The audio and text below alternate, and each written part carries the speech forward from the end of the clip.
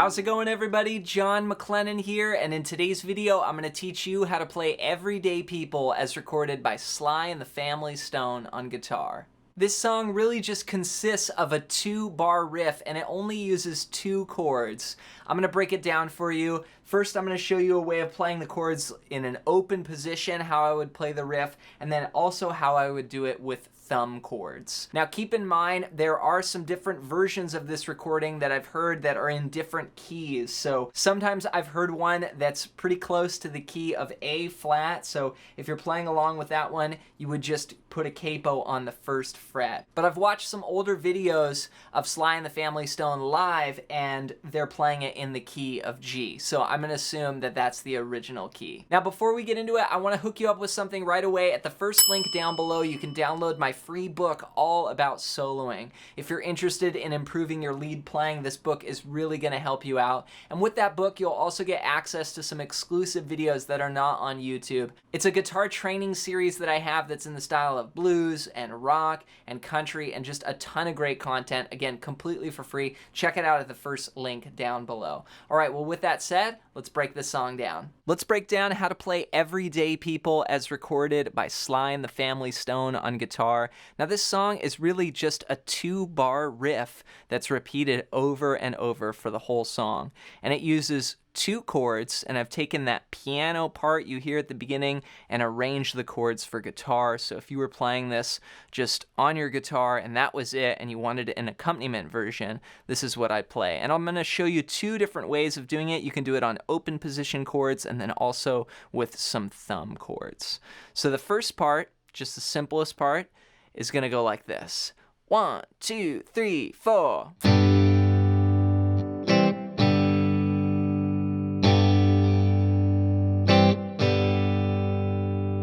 So that was the riff played twice, and it's based off of 2 chords, a G and a C over G.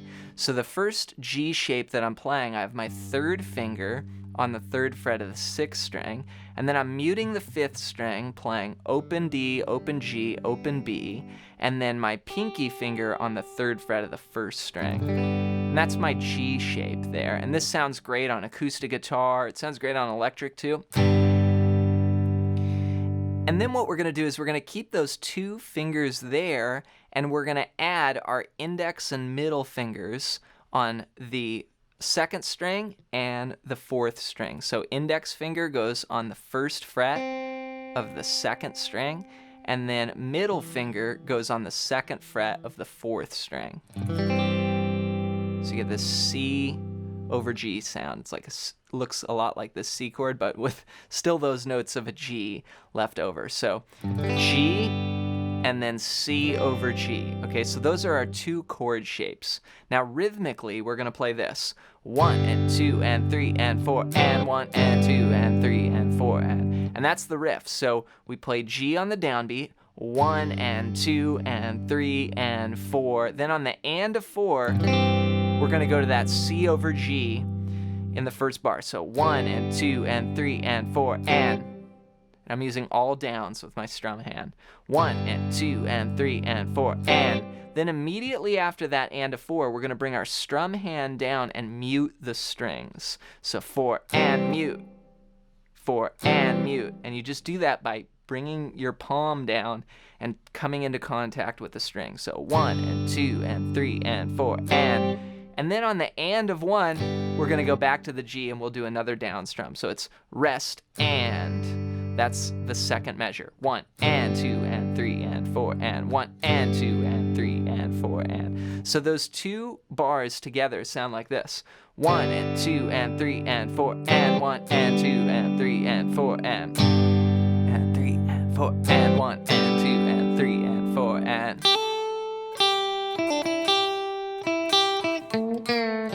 Right, that's the melody coming in on top, just that.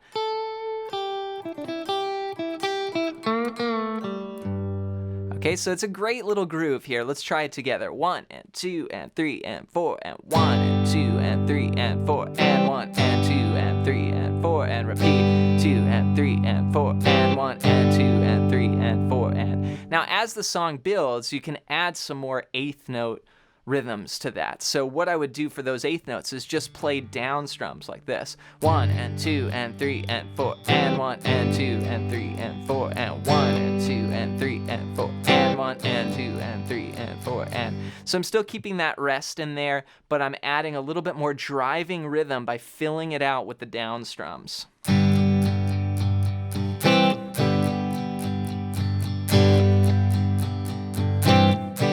And then just have fun with it, you know?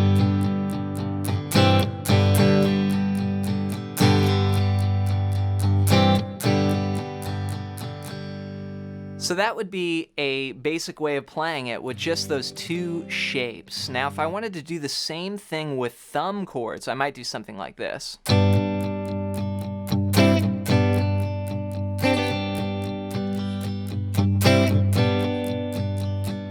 So what I'm doing there is I'm playing the G as a thumb chord. So that's my thumb on the 3rd fret of the 6th string, and then 5, 4, 3 on strings, you know, D, G, and B. They're the D, G, and B strings. I'm playing 5, 4, 3. And then what you can do is just roll that 3rd finger down, right, to flatten it out and get this C chord and then back to G. So 1 and 2 and 3 and 4 and 1 and 2. Same rhythm, right?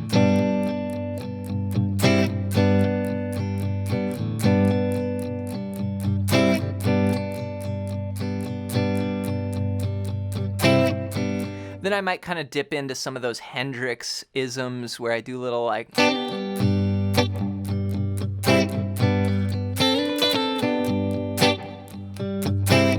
just classic kind of R&B, rhythm and blues guitar, rhythm guitar style. So the other thing you could do is you could add a little bit of a backbeat, like 1.